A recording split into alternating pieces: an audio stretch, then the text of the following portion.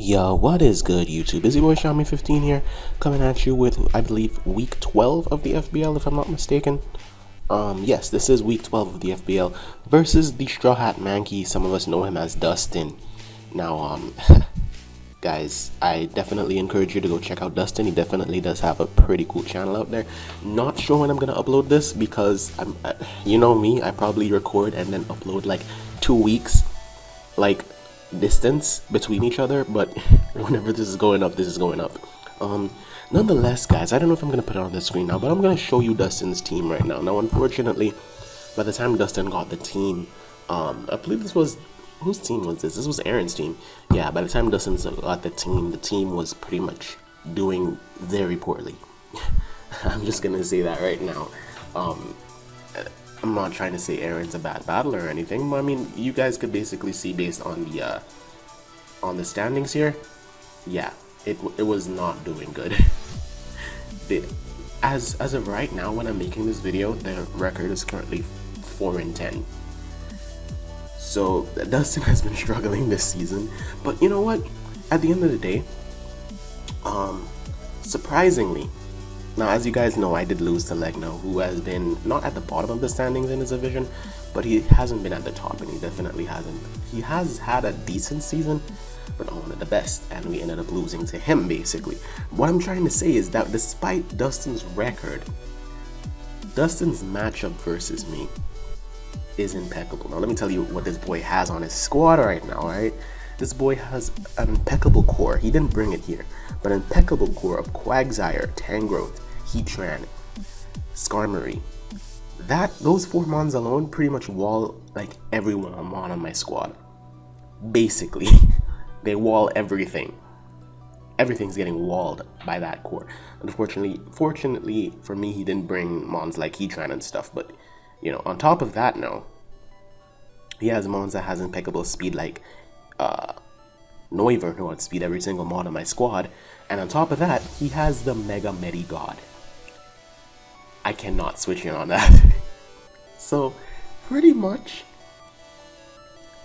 Dustin had the best matchup for me. I mean, there are a lot of teams that had good matchups versus me, but this team in particular just has one of the best, hands down, best matchups versus me. Now that I say that, I knew that this battle was going to be hard, despite the fact of Dustin's record, despite the fact that he hasn't been doing as well as some of the other teams this season. I knew, yo, look how much females this man has on his squad right now. Why is my Doragon female? Why is H3 female? We will never know. But why is this male? Literally all my genders are wrong. Except maybe Latias, but you know what? That's what happens when you put randomized genders on your squad. Anyways, guys, we're just gonna hop into this right now. As I say, that he pretty much leads off with Frogadier. Now, look at this boy. Look, does this boy look like he's playing it? He does not look. He's serious. Look at his face. He is serious.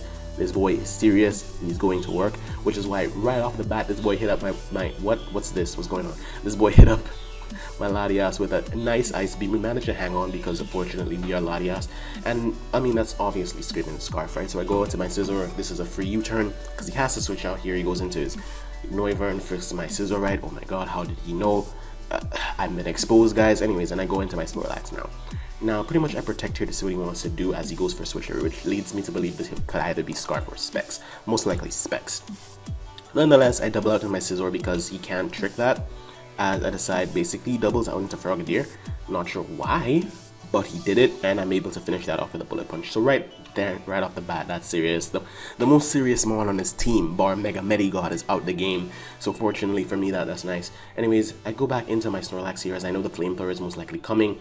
And he burns me, which just sucks. Now, okay, I could argue and say that it mattered, because it did matter. But honestly, my Snorlax set was so weird this week. I'm gonna put it on the screen right now. It was basically me trying to lure Mega Medicham and protect on it, and then endure, and then I don't even know, guys, but point is I get burned there, which means that pretty much hinders my ability to wall Noivern, which was basically the main point of this mon, to wall Noivern, even though I didn't have anything to hit Noivern with. Funny, right? Anyways, Tangrowth goes out, eats that like it's its job, eats it like it's its breakfast. Go out to that, take the knockoff U-turn out here, expecting him to switch because I could be like SD something. I go out into my flex state, assuming that he would go for HP fire here, but he actually ended up going for knockoff, knocks off that. As I toxic, potentially predicting the Quagsire switch as he just stays in and goes for ancient power, as I guess he's trying to sack off this thing. Which, to be honest, makes a lot of sense because if he wants to wall Haxorus, he does have Quagsire in the back to do so. Although it might be a little bit hard for him to potentially switch on Shaman, even though we learned that Noivern actually does it pretty well, even though I'm Life Orb. But nonetheless, he goes on into his Noivern now. As I go back into my Solax to get to it KO'd by Specs Boomburst. The burn did matter there because I would be able to take another one. But then again, what could I hit back Noivern? I just realized because I'm dumb. So anyways, go back into my Erza here. As I do resist that, go for the U-turn there. And now I'm pretty much back out into my Shaman. I did not have Dazzling Gleam on the Shaman. I forget what the Shaman set was because, as I said, guys, it's been weeks since I've recorded this battle. As he's pretty much able to switch it on Noivern comfortably, which I didn't run calcs, and I did not know that Noivern. I know it's 4 times resisted, but I'm a Life Orb Seed Flare 100 base special attack mon. Like, that's crazy. I know Noivern's defense is paper, but then you know what? He takes that quite nicely. As now I have a problem of who to switch in on this beast, so I expect him to go for Flamethrower here. I decide to go into my Rotom here as, well, surprise, surprise, I get to a KO because Specs Noivern is a beast. Yo, that's a proud ex-member of the Brooklyn Braveries right there, guys. Remember that. Anyways, I go out into my Dragon here, as I know that he has Quagsire in the back, right? But the Dragon nets up anyways on the off chance he wants to Sableye. Now, I think it's a roll to knock out Sableye from this range with Dragon Claw, as I do have the Lumberry, so if he goes for Will-O-Wisp, we can see that he has Prime-Minister on his Sableye this time. He didn't bring it last time. I go for the Dragon Claw, Sableye survives. I'm like, well, shit. Now I have to go out into Levy and take that Will-O-Wisp because I do have the natural cure. I don't care about that. Well, at least I don't when I switch out. Anyways, he goes for Protect here. I realize everything on this man's squad has Protect. Maybe he was trying to Toxic stall me for the entire game, but I don't know. Nonetheless, here he goes out into Noivern. I make a play here, go for Air Slash, which is unfortunately the best thing I had to hit Noivern. Unfortunately.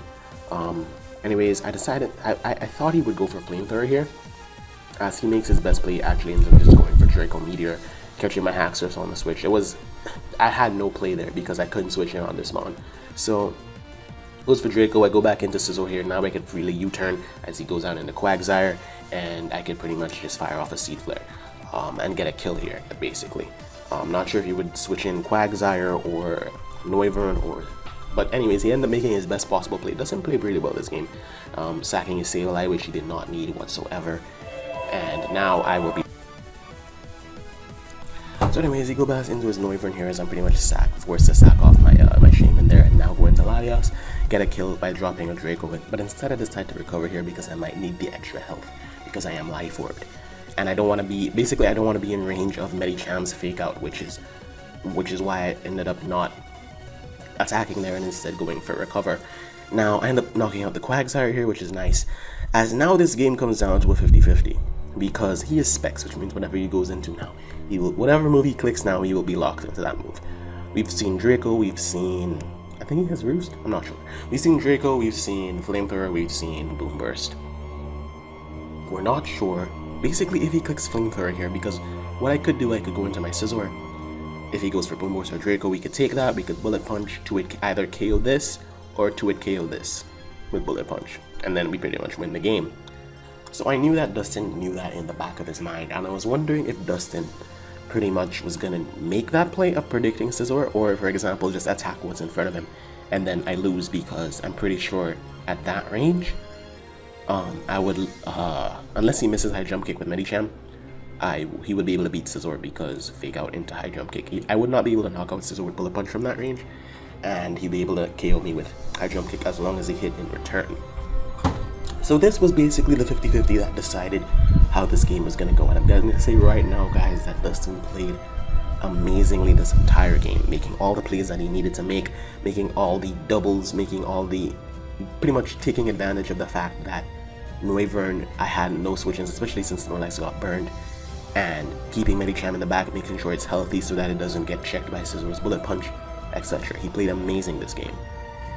But I pretty much made the play of staying in with Latias, and he went for Flamethrower predicting Scizor, which means that I attacked Noivern. He was at the range that even at -2 I could knock him out with the Life Orb T-Bolt, And now that means I win, because what I could do now is switch into my scissor on the potential fake out.